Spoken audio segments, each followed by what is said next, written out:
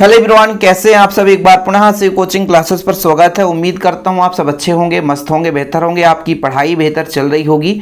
Class 11 physics में बच्चों आज हम बात करने वाले हैं समतल वृत्तीय सड़क पर कार के गति का व्यंजक। काफ़ी महत्वपूर्ण है और एग्जाम में पूछा जाता है बच्चों। ये वृत्तीय गति के उदाहरण हैं, जैसे आप बंकिम सड़क पर कार की गति या कि समतल वृत्तीय सड़क पर कार की गति। ठीक है, तो ये सारे के सारे वृत्तीय गति के उदाहरण है बच्चों। जैसा कि आप लोग ये कि यहाँ पे दिख रहा है, ये वस्तु है बच्चों। ठीक है, वस्तु है, इसको हम मान के चलते हैं कि कार है। और ये जो आपका दो कलर के बीच में ये जो पथ हमने बनाया है, ये वृत्तीय सड़क है, समतल वृत्तीय सड़क है। समतल का मतलब आप सबको पता होता है जिसमें दो बीमा है बच्चों, वो समतल कहलाता है। तो ये आपका समतल वृत्तीय सड़क है।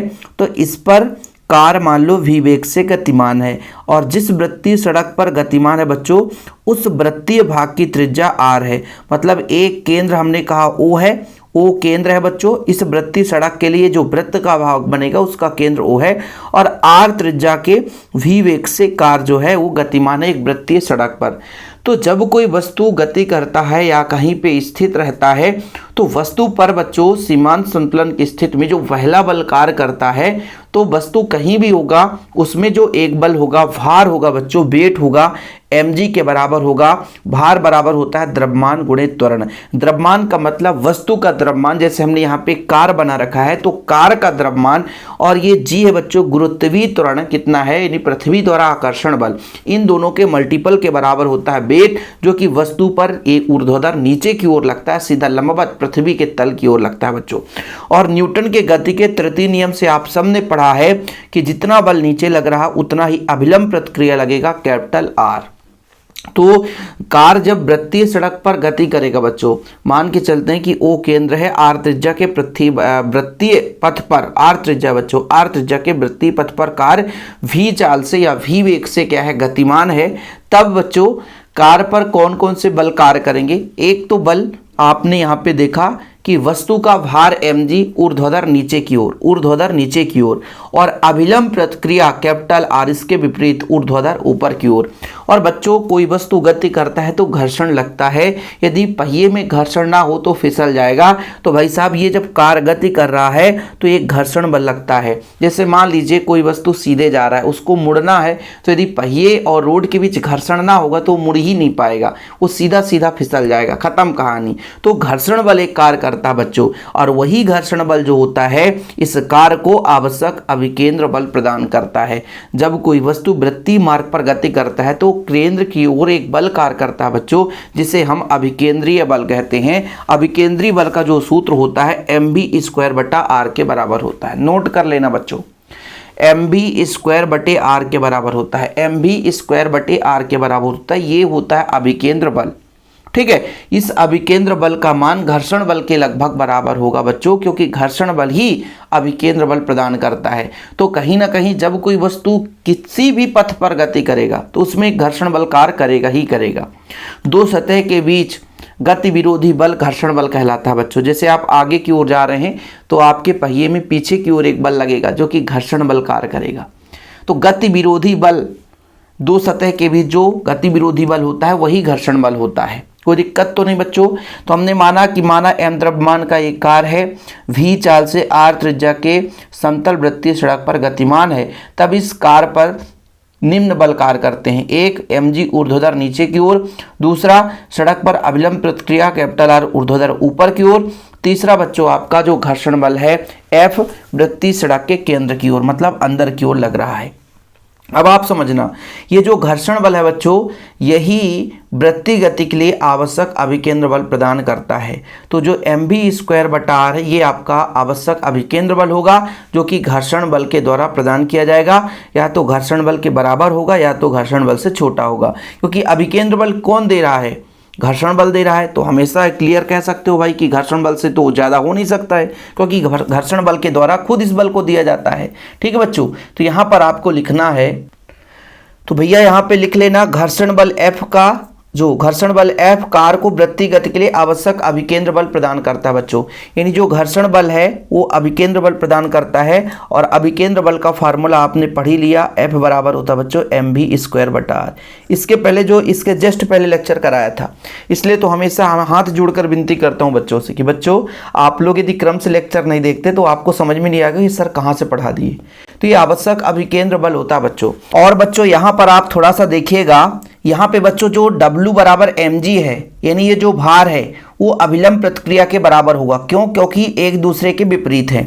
यहाँ पे मैंने कहा कि जो तीसरा बल था घर्षण बल F वृत्तीय सड़क के केंद्र की ओर लगता है, ये कार को आवश्यक अभिकेंद्र बल F बराबर mv²/r प्रदान करता है। ये अभिकेंद्र बल है बच्चों। लेकिन यहाँ पर जो W बराबर mg है, W बराबर mg है, ये अभिलंब प्रतिक्रिया R के बराबर होगा। ध्यान रखिएगा, जो चीज मैं बोल रहा हूँ बच्चों उसको लिखना भी है आपको।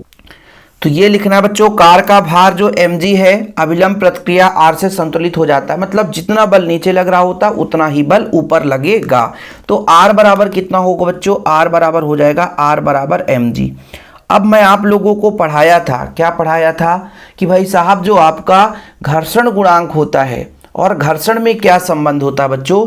तो चूंकि आप लोग लिखोगे F जो है घर्षण बल है और म्यू जो है बच्चों घर्षण गुणांक है और आपका R है, ये संबंध होता है F बराबर म्यू R, F बराबर म्यू R। तो F बराबर कितना हो जाएगा यहाँ पर बच्चों? R का मान रख दो mg, तो म्यू mg। तो यहाँ पर बच्चों आपका निकल कर मान आ गया घर्षण बल का कितना मान है। अब मैंने आपको एक पॉइंट पहले ही लिखा दिया है कि जो घर्षण बल है, ये जो घर्षण बल बच्चों वो वृत्तीय गति के लिए क्या करता है? आवश्यक अभिकेंद्री बल प्रदान करता है। आगे पीछे कहीं भी लिख सकते हो, जैसे नोट्स में पहले इसको लिख दिया बाद में इसको, तो कंफ्यूज मत होना कि सर आप तो उल्टा पढ़ा रहे हो, नोट्स में कुछ और लिखा है, तो कंफ्यूज हो जाते हैं ना बच्चे।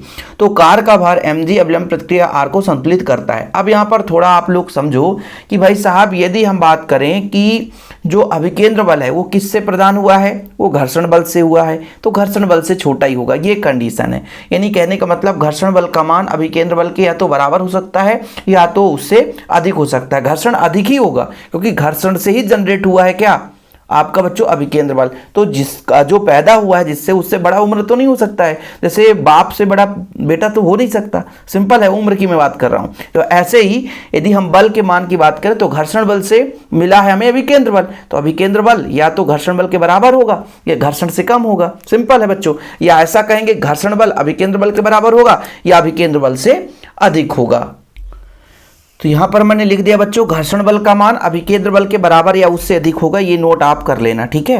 अब आपने नोट कर लिया कि भाई साहब जो घर्षण बल है वो या तो अधिक होगा या तो बराबर होगा किसके? अभिकेंद्र बल के बराबर होगा। यही चीज़ मैंने मेंशन किया है। अब बच्चों वैल्यू पुट कर सकते हो, ठीक है। इसको यदि उल्टा करेंगे तो F हो जाएगा, उल्टा करेंगे तो कुछ इस प्रकार से, यानी घर्षण बल का मान अधिक है बच्चों, ठीक है। आगे हम बात करते हैं F का मान रख दें। F का मान कितना है? mv²/r, यही तो है। और बच्चों यदि स्मॉल f का मान बात करें तो म्यू mg। यहाँ पे कुछ कट रहा है क्या? हाँ सर, m से m कट रहा है, तो आपका v² बराबर हो गया, v² हो गया बच्चों। इधर पक्षांतर हो जाएगा ये, तो म्यू भाग में है गुणा में हो जाएगा म्यू rg। और यदि हम बात करें कि v बराबर, तो वर्ग है बच्चों, पक्षांतर होगा तो वर्गमूल हो जाएगा म्यू rg के। म्यू rg के यदि v मैक्सिमम की बात करें कि अधिकतम कितना होगा बच्चों? v मैक्सिमम हो जाएगा अंडर रूट म्यू rg। यही है भाई अधिकतम चाल के लिए व्यंजक, अधिकतम चाल के लिए सूत्र, ठीक है। कि जब कोई कार है वृत्तीय सड़क पर गति कर रहा होता है तो अधिकतम चाल v मैक्स बराबर म्यू rg के बराबर होता है। अब इस समीकरण से बच्चों r का मान ज़्यादा होगा तो v का मान ज़्यादा हो सकता है। यानी कहने का मतलब ये हो गया कि त्रिज्या यदि अधिक है, त्रिज्या अधिक है बच्चों, तो फिर चाल भी थोड़ा सा अधिक हो सकता है, सुरक्षित पार कर सकता है। यानी आप जितना आसानी से मोड़ना चाहते हो तो वृत्तीय मार्ग की त्रिज्या बड़ी होनी चाहिए।